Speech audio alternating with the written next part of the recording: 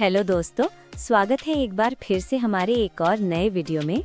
Elon Musk Starlink, Bharat में Starlink की entry पर ब्रेक, युद्ध के माहौल में बदले समीकरण, आखिर कहां फंसा पेच। Satellite internet. भारतीयों को अभी एलन मस्क की स्टारलिंक सर्विस के लिए इंतजार करना होगा। सरकार ने सुरक्षा संबंधी चिंताओं के कारण कंपनी का निवेश प्रस्ताव पर रोक लगा दी है। अगर कंपनी ने सरकार के सवालों का ठीक ठाक जवाब नहीं दिया तो इसे रद्द भी किया जा सकता है। दुनिया भर में देशों के बीच बढ़ रहे तनाव को देखते हुए सरकार ने राष्ट्रीय सुरक्षा को और भी मजबूत करने के लिए सावधानी बरतना शुरू कर दिया है। एलन मस्क की सैटेलाइट इंटरनेट सर्विस स्टारलिंक की भारत में एंट्री पर ब्रेक लग सकता है। स्टारलिंक को देश में अपनी सेवाएं शुरू करने से पहले बड़ी रुकावट का सामना करना पड़ रहा है। ईटी की रिपोर्ट के अनुसार दुनिया भर में देशों के आपसी रिश्ते और समीकरण बदल रहे हैं, जिससे तनाव का माहौल बना हुआ है। ऐसे में राष्ट्रीय सुरक्षा से जुड़ी चिंताएं बढ़ रही हैं।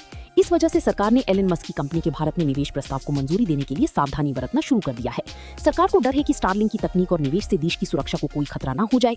रिपोर्ट के अनुसार स्टारलिंक का फॉरेन डायरेक्ट इन्वेस्टमेंट एफडीआई आवेदन फिलहाल रोक दिया गया है और अगर कंपनी ने सरकार के सवालों का ठीक ठाक, जिससे सरकार संतुष्ट हो, जवाब नहीं दिया तो इसे रद्द भी किया जा सकता है।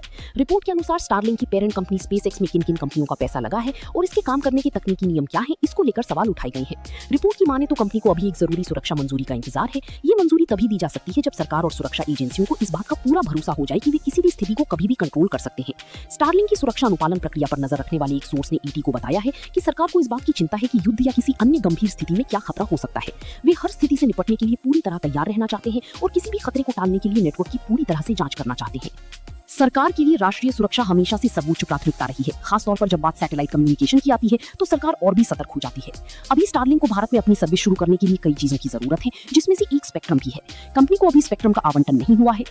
स्टारलिंक ने भारत में सैटेलाइट कम्युनिकेशन सर्विस देने के लिए global mobile personal communication bye satellite services GMPCS और भारतीय राष्ट्रीय अंतरिक्ष संवर्धन और प्राधिकरण केंद्र इन स्पेस से जरूरी मंजूरी पहले ही हासिल कर ली है।